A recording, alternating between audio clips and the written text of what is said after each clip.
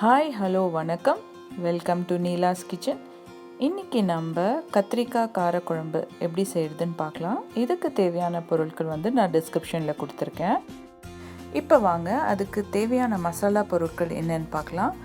தேங்காய், அரிசி, சீரகம், சோம்பு, வெந்தயம், பட்டை மிளகா, தனியா, அதுக்கப்புறமா தக்காளி, அப்புறமா கட் பண்ணி வச்சுருக்கிற கத்திரிக்காய். முதல்ல ஒரு கடாய் எடுத்து அதில் கொஞ்சமாக எண்ணெயை விட்டுக்கலாம். அதுலேயே நம்ம அரிசி, சீரகம், சோம்பு, வெந்தயம்,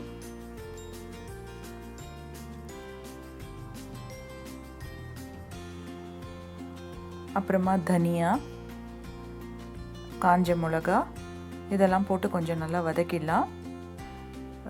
ரொம்ப வதக்கணுன்ற அவசியம் இல்லை, சுமாராக வதக்கினாவே போதும். வதக்கிட்டு இதுலேயே நம்ம தக்காளி கட் பண்ணிவிட்டு சின்ன சின்னதாக பண்ணியிருக்க தக்காளி, அதுக்கப்புறமா தேங்காய் துருவலும் போட்டு நல்லா வதக்கலாம். இது கொஞ்சம் நல்லா வதங்கிட்ட அப்புறம் ஆற விட்டுட்டு மிக்சியில் போட்டு அரைக்கலாம்.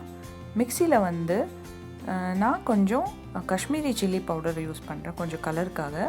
அப்புறமா மஞ்சள் தூள், அதுக்கப்புறமா கொஞ்சம் இங்கு பவுடர், இதுவும் போட்டுட்டு நம்ம ஃப்ரை பண்ணி வச்சுருக்கிற மசாலாவும் போட்டு நல்லா அரைச்சிடலாம். இப்போ நம்ம கடாய் எடுத்து அதில் கொஞ்சம் நல்லெண்ணெய், அதுக்கப்புறமா சன்ஃப்ளவர் ஆயில் ரெண்டுமே நான் கலந்து யூஸ் பண்ணுறேன்.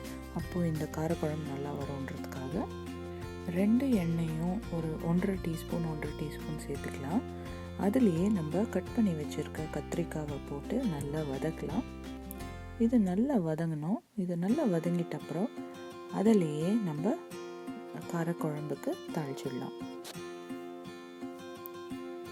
இப்போ நம்ம இந்த கத்திரிக்காவை எடுத்து செப்பரேட்டாக வச்சுட்டு அந்த எண்ணெயில் கொஞ்சம் வெந்தயம், பூண்டு, அப்புறமா கொஞ்சம் வெங்காயத்தை போட்டு நல்லா வதக்கலாம்.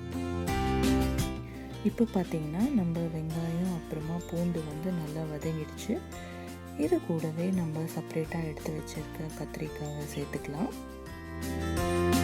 இது இன்னொரு 2 நிமிஷம் நல்லா வதக்கிட்டு அது கூடவே நம்ம செப்பரேட்டாக எடுத்து வச்சுருக்கிற மசாலாவை சேர்த்து வதக்கலாம்.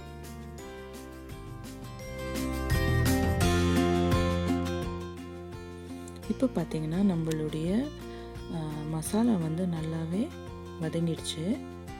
இது கூட நம்ம கரைச்சி வச்சுருக்க புளி தண்ணியை விட்டு நல்லா ஒரு கொதி கொண்டு வரலாம். கூடவே தேவையான அளவு உப்பு சேர்த்துக்கலாம். அண்டு கொஞ்சம் தண்ணியும் விட்டுக்கலாம். இப்போ கொஞ்சம் திக்காக இருந்ததுனால கொஞ்சம் நான் தண்ணியை விட்டுருக்கேன். விட்டுட்டு சிம்மில் வச்சு நம்ம கத்திரிக்காய் வேக விடலாம் சிம்மில்.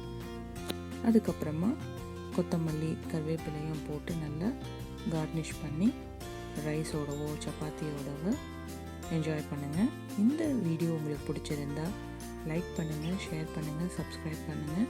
கூடவே பெல் ஐக்கானையும் ஹிட் பண்ணுங்கள். தேங்க்யூ.